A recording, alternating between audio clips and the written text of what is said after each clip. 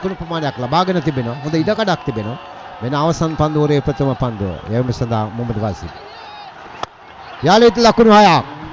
එයා හිතා ගන්නටත් බෑ. අද දසුන් සානක රංගිරි දඹුලු ජාත්‍යන්තර ක්‍රීඩා පිටේ 4 දිග්භාගයටම පාකිස්තාන් පන්දියවන්නන් අවතක්සීරුවට ලක් කරමින් ප්‍රහාරය එල්ල කරන ආකාරය අපිට දකින්න ලැබෙනවා. ඉතාමත් විශිෂ්ටයි. මේ ස්ථානෙන් මහේ පහරවල් 3ක්.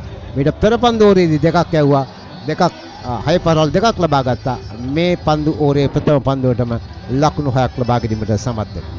බන්දුලාර පාකිස්තානයේ ඕස්ට්‍රේලියාවට එරෙහිව පල්ලේකැලේ දියත් කළ ඉනිම මට සිහි ගැන්වෙනවා දසුන් ශානකද පන්දුර පහර දෙන ආකාරය අනුව. ඔව් පැහැදිලිවම ඒ තමයි ඔහුගේ ඔහු සාමාන්‍ය රුචිකත්වයක් දක්වන්නේ වේග පන්දියවන්නන්ට පන්දුවට පහර දීමේ හැකියාව.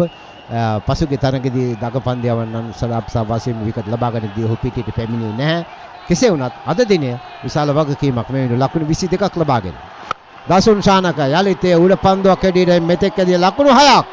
එයත් ලකුණු 6ක් මිඩ් විකට් හරහා අනුකම්පා විරහිතව පහර එල්ල කරමින් ලකුණු දඩයම් කරන ආකාරය මේ රාත්‍රියේදී අපිට දකින්න ලැබෙන්නේ දසුන් සානක ඔබ කියු ලකුණු 150ට තවත් ලකුණු දෙකක් පමණයි ඉදිරියව තිබෙන්නේ. පන්දු ඉදිරියව තිබෙනවා 4ක්. ඒ 6 පාර 4ක් වුණා. මා දැන් කියනවා 150 160ක් බවට පරිවර්තනය වේ යුතුයි. පන්දු ඒ මොහොතත් හොඳයි. ඉතාමත් විශිෂ්ටයි. පාකිස්තාන් කණ්ඩායම කිසිසේත් සල්මන් අලියාගා හිතුවේ නැහැ ශ්‍රී ලංකා කණ්ඩායමේ සිංහ පැටව් මේ විදියට නැගිටී කියලා. ඔව් මම හිතන්නේ සිංහ පැටවුන්ගේ නැගිටීම ඕනෑම කණ්ඩායමකට අභියෝගයක්. යලිත් පන්දුවේ සඳහා පන්දියවන්න. වෛද්‍යෝක පන්දුවක් නමුත් පිටිකරණය සාර්ථකයි. ඉන්න ගැප් පහස්වෙන්ම තවත් ලකුණු 6ක් ලබා ගැනීමට සමත් වෙනවා.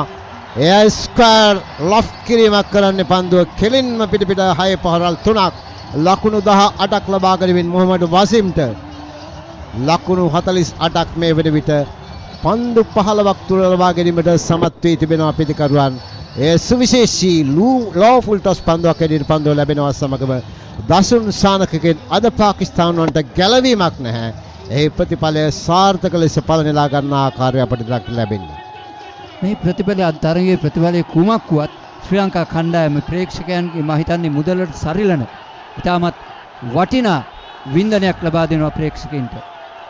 ප්‍රේක්ෂකාගාරයේ සනත් ජයසූරිය ඉතාමත් උද්‍යෝගිමත්ව තමාගේ ක්‍රීඩකයන් ක්‍රීඩා කරන ආකාරය බලා සිටිනවා. අදිනේදී තාමත් ඔයත් ලකුණු 6ක් උඩ පන්දුවක් දරක ගැනීමට බොහෝ දුරට පිටක පන්දු රකින්නකු පැමිණෙනවා. රැක ගන්නා මේ අවස්ථාවේදී ඒසේ නොවුනා නම් අඩු පන්දු ප්‍රමාණයකදී ලකුණු 50 ලබා ගැනීමට ඔහුට හැකියාව තිබුණාට කිසිදු සැකයක් තිබුණේ නැහැ. නමුත් පන්දු 9ක් තුලදී ලකුණු 34ක් ලබා ගනිමින් මේ ක්‍රීඩා පිටේ 4 දිග්භාගයටම පහරවල් කර විශිෂ්ට නායකයා දසුන් ශානක පිටියෙන් ඉවත් වෙන ලකුණු 34ක් ලබා සිටිදී මොහමඩ් වසීම්ගේ පන්දු ඉදිරියේදී.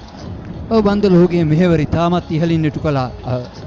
අපේක්ෂකලාටත් වඩා ඔහුගේ කාර්යභාරය ඉතාමත් ඉහළින් ඉටු කළා. අපේක්ෂකයන් ඉතාමත් මම හිතන්නේ හොඳ